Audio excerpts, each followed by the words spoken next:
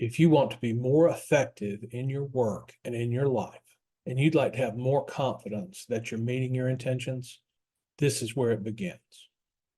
Welcome to Do Busy Right, helping you organize your information and manage your attention so that they work for you, not against you. We educate you and encourage you by discussing ways to be more effective, not more exhausted. Let's do busy right. Hi there. Welcome to the Happiness at Work episode. Yay, I'm happy to be at work, and I hope you are too. Last time we talked about pessimism versus optimism. A closely related subject is happiness versus misery.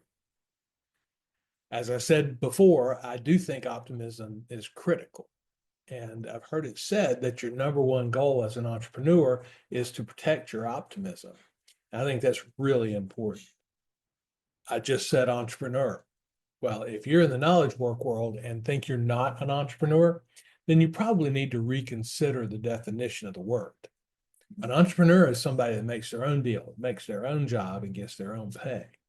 And you should probably be a lot closer to doing that than you might think. Standing around getting told what to do all the time is not fulfilling, satisfying, or really very profitable. So in the knowledge work world, we got to bring something to the party. So figure out what your thing is and bring it because we need it. And then protect your optimism. And that can make a huge difference in how you go about doing what you do to provide value. The happiness at work. So as I'm recording this, it's Thursday of Easter week, which is Maundy Thursday. And for those of you who aren't familiar with that tradition, Maundy is M-A-U-N-D-Y.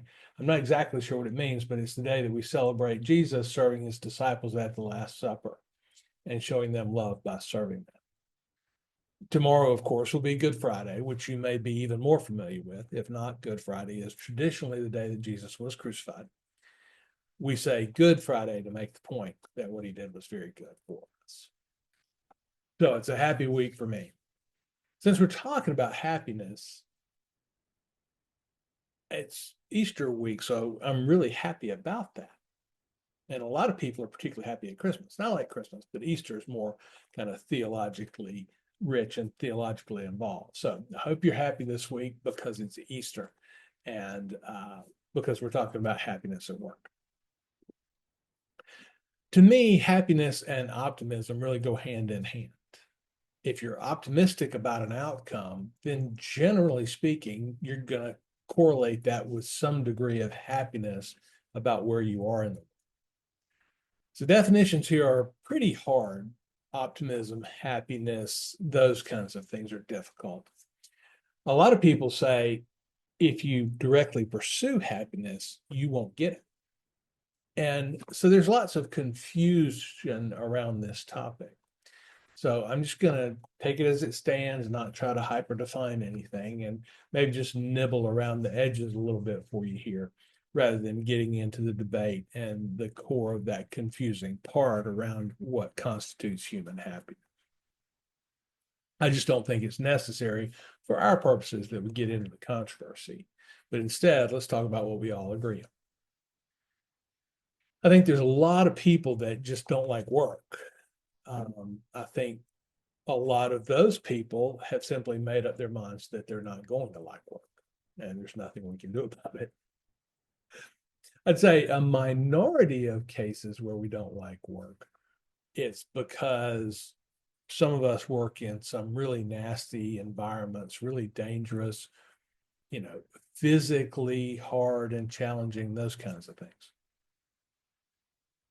That said, it is quite interesting that many of the people who do that sort of thing are really passionate about what they do. And the unhappiness imposed by their surroundings seems to be at least limited, if not totally eradicated, by their passion for what they do. Of course, the usual suspects here, people in the military, people in the medical profession that work really, really odd hours, a lot of these areas. That said, that's probably not you. If you're listening to this podcast, you probably work in a nice, comfy office, comfortable chair, air conditioning. You got the tools you need. You got some ergonomics going on. You got your beverage. All in all, you're pretty comfortable and probably real well treated. So maybe there's bits and pieces around the edges that you'd prefer were different. I think that's true for all of us in every situation. But I think that we've got to recognize as part of this happiness equation that those of us who are knowledge workers tend to have these nice environments, comfortable places, those kinds of ideas. Now, on the last podcast, we talked about optimism being more productive, and that's what our podcast is about, right? Productivity. So I was trying to make the point that if you can be optimistic, you're almost definitely more productive. Okay. Now, in this one, there's a fellow that I'm aware of out there on the inner tubes, and his name is Charlie Gilkey. He does similar things to what I do. He works on productivity and tries to help people understand it, tries to help people build systems or mindsets such that they can be more productive. He's a smart guy. He said, he quoted a study that said, happy people are 31% more productive. So I said optimism is more productive. Charlie says happiness is more productive. Here we go. So we're trying to use these mental states to get into greater productivity. Now, 31% greater productivity, that's a lot. That means something that takes other people 3 hours to do takes you 2. That means something that takes other people 3 months to do takes you 2. That means that when people work a 12-month calendar year, you could work 8. That's a lot. So I think given that statistic and the chance, and I think I'm going to make a good case for why happy people are more productive. But I certainly think it's worth investing a little effort in trying to figure out how we can be happy or happier at work and with our work. Finally, attitude about what we do is important. And you've been hearing this since you were a youngster. And it's particularly true in service business. I'm sure you've had experiences where the service was, as service goes, fine. The French fries were hot, the burger was juicy, had all the right toppings on it. And whoever was providing that service to you, they weren't rude particularly, but they were just obviously stoic about what was going on. They didn't have a happy attitude. They were not saying, my pleasure, every time they were able to do something for you. And that really changes, for me at least, it really changes the experience. I would be a lot more generous with service if the service provider was happy about serving. And so we got to think about that too, because many of us as knowledge workers are in the service business. We're face to face with our customers as compared to, product work where we're really not. So I think all these things make happiness at work a really important topic to consider and discuss, and to see if there's not some way that we could improve our happiness. Add to that, it's a lot more fun to do work that makes you happy and to be happy for the 8 to 10 hours a day you're at work. Now, that's great. There are specific challenges, I would say, to happiness at work. And we talked about one of them in relationship to optimism and pessimism in the last podcast. So if you didn't hear that podcast, take a listen. I think you'll enjoy it if you're enjoying this one. So we talked about there's a meme, there's a cultural idea that realism is a sophisticated approach, where optimism is not really. And pessimism is probably not all that much as well. But this notion of realism as being an educated perspective, a thoughtful perspective, these kinds of ideas. And we said the problem with that is it's hard to be a realist because we don't know what exactly is happening all the time. We don't have enough information. We don't know the outcomes of things to a degree great enough that we can be realists about it. And so I think that that's where pessimism tends to sneak in. So that's a challenge to us being happy at work, is that pessimism, right? It's certainly a challenge to our optimism, and optimism relates. And there are also some memes that we'll talk about being happy at work, and we'll get to those here in a minute. One of the things about work that can make it hard to be happy, or at least to want to be happy or act happy, is this notion of desire and this notion of wanting it.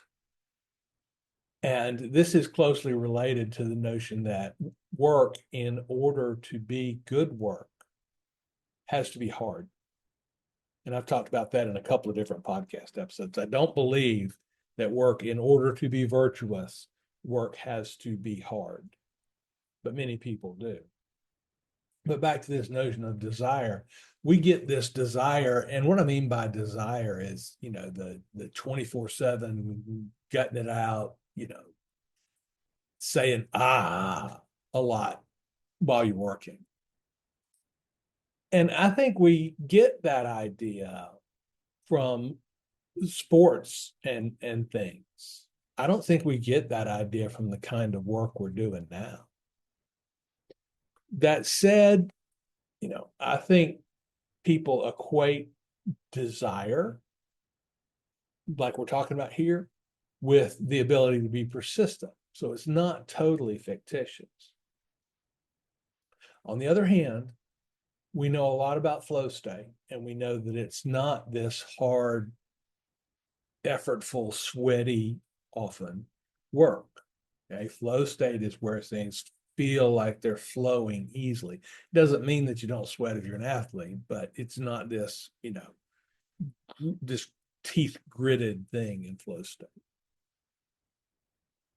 And I do think that desire piece is heavily overstated in the culture. You got to really, want it. You got to bleed for it. I think that's just some macho culture or something easing over into the world. And it's certainly part of the hustle culture. It's part of the basis of the hustle culture. If you want to be on top of your industry, then, you're there 16 hours a day. If that's what it takes, then maybe you ought to spend some time getting better at what you do. Sorry. So that's a deal. And I think we need to just avoid that whole part of it, and worrying about, we have to look like we're, using the last ounce of our energy and will as we complete some work. Maybe that's just me. I don't think, and I mentioned this a minute ago, I don't think work has to be hard to be morally good work. And, there are all kind of things that sort of indicate that this is our belief, that it has to be hard in order to be morally good. Several things that I do, I enjoy. And when I go, wow, I really had to do X, Y, and Z today, the response that I often get is, well, you enjoy it, so couldn't be that bad. It's like, well, yeah, I enjoyed it, but does the fact that I enjoy it really diminish its value to other people? It shouldn't. If anything, maybe it should improve that value a little bit. But we get this notion of negativity and pessimism around work. And I really think there's two components involved. One is there's discipline involved, and we're going to go deep into discipline before we get done here. But there is discipline involved, and there's confusion in our heads about the definition of discipline. And it's because we equate it with punishment. Okay. There's discipline involved, and not all discipline is punishment. We'll get there. Okay. And then two is, as I alluded to before, I think there's all kind of cultural memes around work. That it's not cool to enjoy work. That you have to assume, if you have a boss, you have to assume that you're being mistreated by said boss. And I think that's a childish, immature attitude. I'm not diminishing people who have bad bosses. I don't like bad bosses, and I love to help people be better bosses. But if you think just because somebody's a boss, they're a jerk, then I don't think that's a very honest approach. So, but there's this whole meme around, oh, you got to be blasé about work, and if you're working for a paycheck, it's got to suck, and all these kinds of ideas. And I just don't think that makes any sense. I think it comes from nothing. And so I think we should fight against that. Not that it's easy, because we hear this before we understand. We're too young. We form these opinions when we're so young that we don't understand. But there's a thing. So fight against that. Don't let people assume that you hate your job just because you have a boss. Now, we've talked about ways that happiness is challenged, maybe in the culture, happiness at work. Let's talk about ways to be happier. As human beings, it's really a gift that we have this great capacity to enjoy the things that we do. There are so many different ways that different people enjoy different things. It's just astonishing.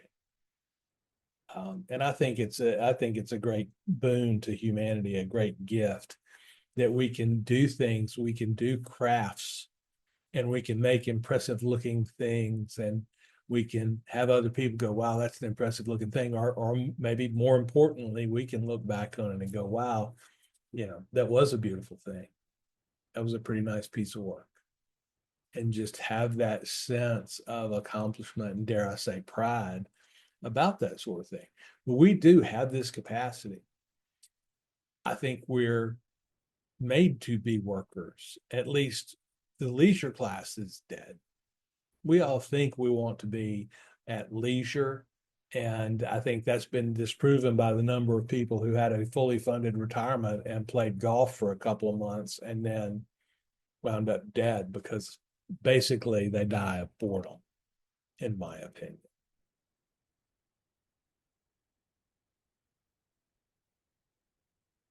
We enjoy, we get pleasure out of, we thrive on doing things that make us and our environment into what we want them to be. And that's our definition of work around here. We enjoy it. People give us a pat on the back and say, good job, that's a nice fence. And we go, yeah, it is good. And it serves the purpose that I want it to serve, and it makes my life easier. So yes, it's a good thing. And then, it's astonishing to me, the variety of things that people enjoy doing. Have it on good authority that some people enjoy running, and they're perfectly reasonable people otherwise, so I can only take their word for it that they're being honest with me. Another way to be happier at work, a few minutes ago, we talked about this whole notion of discipline. And I want to drill down on that really. And I'm sure you've heard that, not to equate discipline with punishment. I'm sure you've thought that thought, because discipline is a larger word. It's got a bad rap, but it's a larger word. And I recently ran across a definition of a discipline that I think is just immensely useful to us. And the definition, and this is disciplines, a discipline as compared to being disciplined. That's a different thing altogether. But the definition of a discipline is something you can do by an act of will that allows you to do something that can't be done by an act of will. It's an action that indirectly produces the result that you want. And that's what a discipline is. And I love this description because it's so apt. Now, it's a little bit of a complex wording, and I hope to maybe shorten that or nail some of that down at some point. But if we look at an example, maybe it'll make it clear. So if you want to get in better shape, healthier, more physically fit, you cannot do that directly by willing it to happen. You can't sit in a chair and meditate your way to good health. You can sit in a chair and perhaps starve yourself to lose some weight, but you cannot, right, mentally change what's going on in your world on that front. What you can do as a sheer act of will, nothing ever prevents you, is go to the gym. You always could go to the gym. Sometimes it's not convenient and sometimes it has bad consequences, but you can always do that as an act of will. You choose to do it, you do it. Find a gym that's open. If you can't find a gym that's open, you can go running. It's fine. You can do it just as an act of will. And then that results in getting in better shape and being healthier. And so that's where this definition of a discipline, right? So a discipline, the discipline is going to the gym. And the discipline is something that you can do by an act of will. You can go to the gym by an act of will that allows you to do something, get in shape, that you can't do by a direct act of will. And I think that's a very powerful definition of the word discipline. And it transcends work and it transcends health, and it's our whole life. There are many things that we want that we can't do directly as an act of will. We can only do them indirectly. Think about strong relationships. You want people to like you and enjoy being around you. You want to care about them as well. You can't sit in a chair by yourself and ponder up a better relationship with somebody. You have to do disciplines. And the disciplines are spending time with them, being nice to them, acts of love and caring and service towards them, these kinds of things. And they indirectly produce a strong relationship. So we call this discipline, and we learn as small humans to dislike the word. So maybe as adult humans, when we talk to small humans, we should be more careful about the words that we use. And if we're going to punish someone, we say, I'm going to punish you, versus using a euphemism like discipline, because it causes confusion. I'll give you another example of something that requires disciplines. If you're a salesperson, you cannot directly make a sale as an act of will. You cannot go out on the street, accost a stranger, put your product in their hands, and take money out of their wallet. You can't do that. So you cannot directly sell anything. So what do you have to do? You have to have disciplines. The disciplines are making sales calls. Discipline is having a good sales pitch. A discipline is having a good product. So these things together that you can do directly by an act of will help you do the things that you couldn't do directly. And we just have to trust that connection. It's like a farmer. They just trust. Lots of evidence. They trust when they put seeds in the ground, it's going to turn into something. And there's nothing that they do directly about that. Once they put the seed in the ground, the seed grows or the seed doesn't, put water on it, but they can't get down there and love on the seed or talk to the seed or whatever it is. The more they fiddle with it, the worse off it is. Now, all this said, I don't like discipline any better than you do. Any better than anybody else. There are some areas in which I'm okay with it and other areas that I'm not. And those areas where I'm okay with discipline are areas where I'm more successful. And I guess the problem is we do this indirect thing and we don't see the immediate results. And we let our frustration get the better of us and our irritation that we spend time doing the thing. Our short-term focus gets in our way here. And that's just a lack of really thinking the way we know we ought to think. So there's another area here of ways to be happier. And it has to do with the disciplines. So I wanted to do the disciplines first. So Cal Newport's the author of Deep Work. He works with a colleague named Scott Young, and together they have a class that they will bring you into that teaches you how to live a deep life or do deep work. I'd love to take it sometime. We'll see.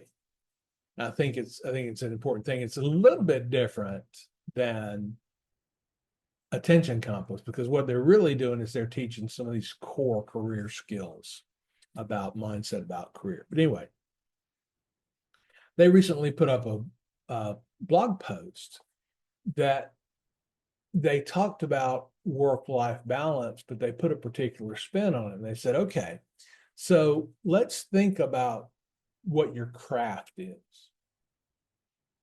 Do you have a craft? And this is at work. Are you a writer, or are you a speaker, or do you make the best spreadsheets? Are you a craftsman level programmer?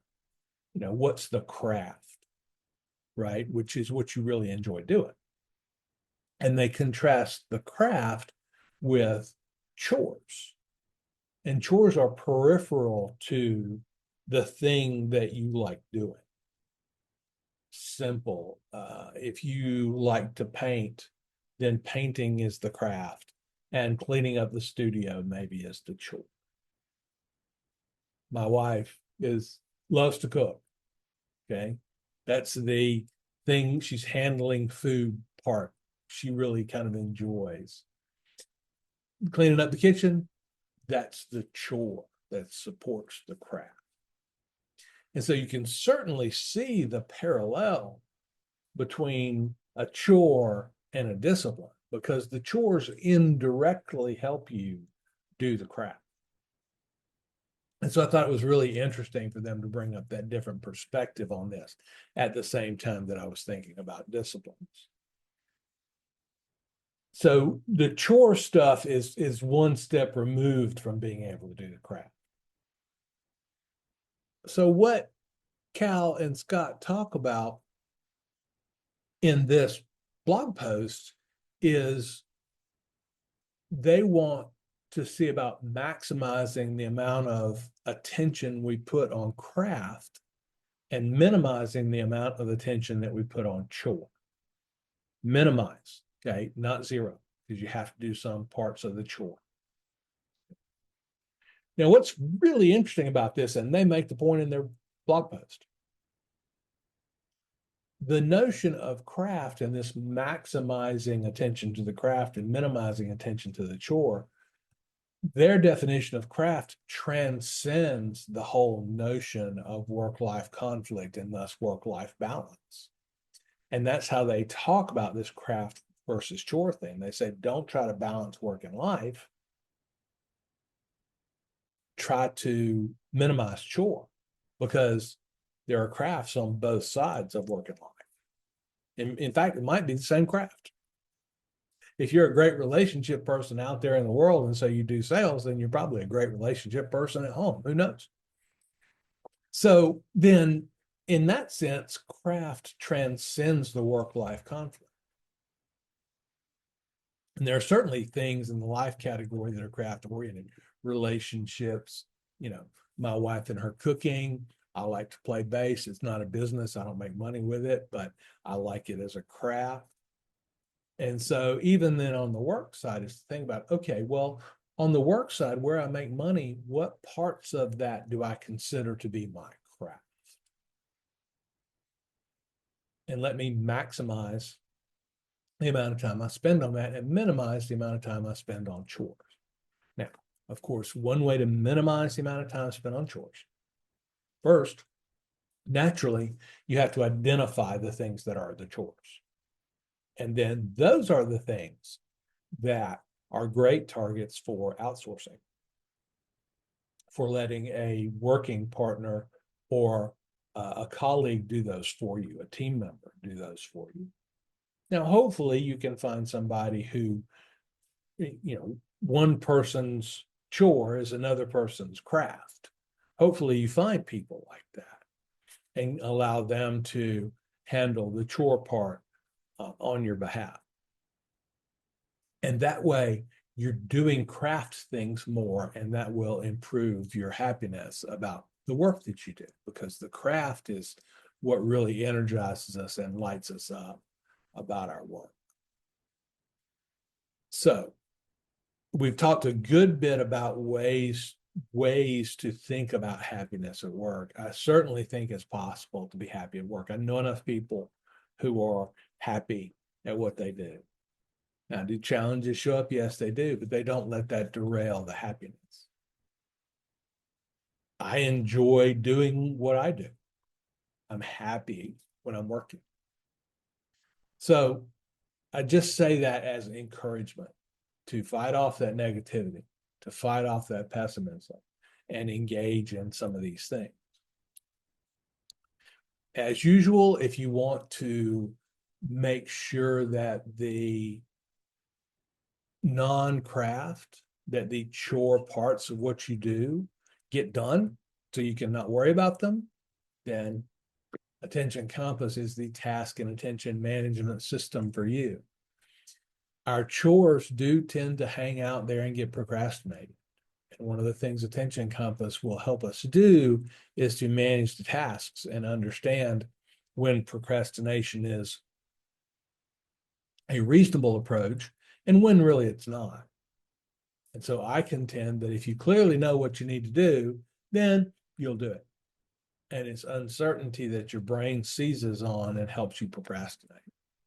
So if you want to get more focused and oriented and organized around your craft chore mix, then I'd suggest that you start using Attention Compass. You learn how to do Attention Compass, and that will help you categorize these things and then clearly identify them, and then build in time for you to pay attention to a plan for reducing the amount of chore work, or the percentage of chore work anyway, that's in your day. So how do we do our work with happiness? When I hear people say they like the disciplines, certain things, I mentioned running. I know people that like weightlifting. I know people that like yard work, that truly enjoy pushing a lawnmower. Those are not my things.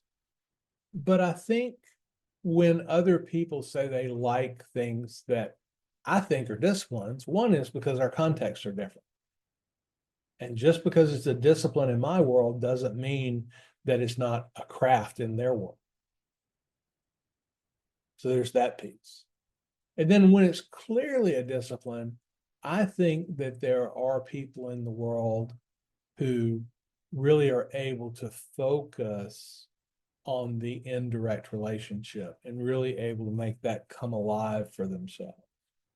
Perhaps it's an experience thing.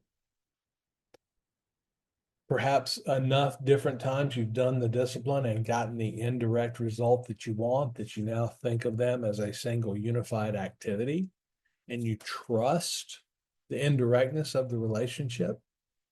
And so when you're doing cardio in the gym, you can actually make yourself believe that you're losing weight. And I think that's a great place to be. So maybe there's some mental work to do to make those relationships more active in our minds. I work with an indirect relationship. I'm doing it right now. So the indirect relationship that I have, or one of them that I have to deal with, is I want more people to listen more often to the podcast. It's indirect. I cannot go grab people, sit them down in a chair, and put headphones on their head. That would be rude and probably illegal. So it's an indirect relationship. There are certain disciplines that I need to engage in, and this is discipline based on our definition. They're indirect things. And the list is long, but I'm told by experts that I can engage in these disciplines and these indirect activities that'll make it more likely that I grow my podcast audience, more likely that you enjoy listening to me, more likely that I'm reaching into topics that you care about.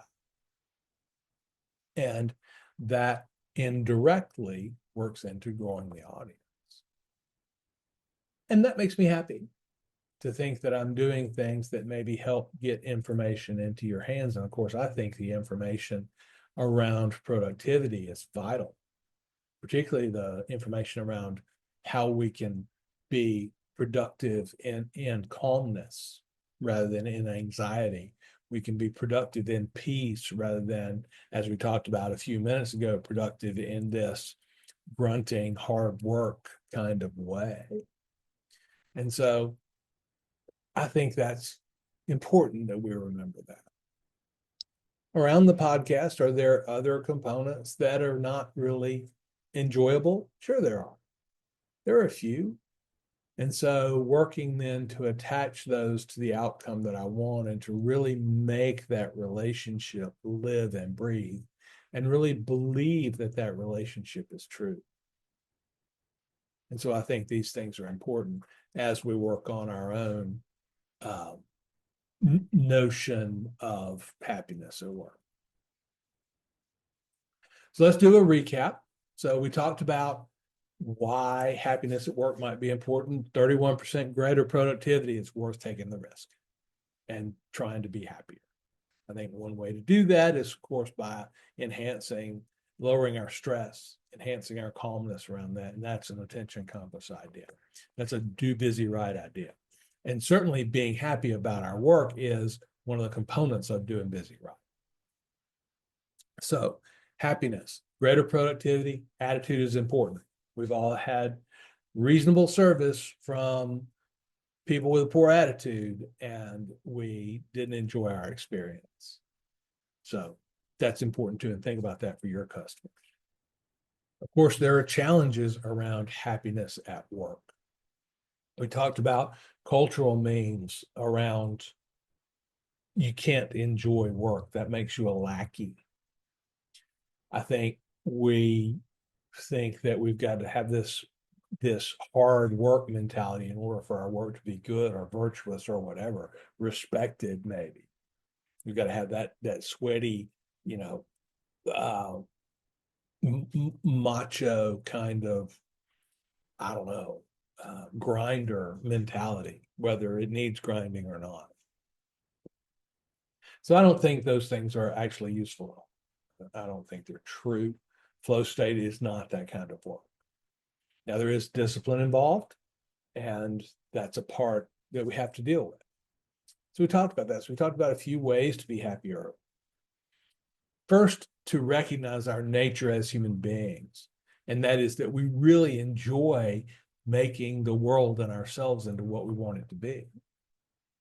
We really get a charge out of doing this. And it's in certain areas, but we really enjoy doing it. And that led to this definition of a discipline.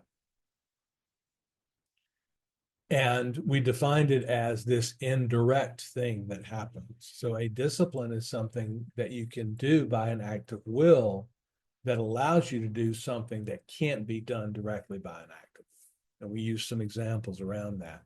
And then we equated the discipline over to this chore thing in the chore craft balance from Cal Newport and Scott Young. So I think that's important too, as we figure out what the chores are. And the craft things we reserve for our own efforts, and the chore things we give to somebody else if we at all can, and thus minimize our attention to those things.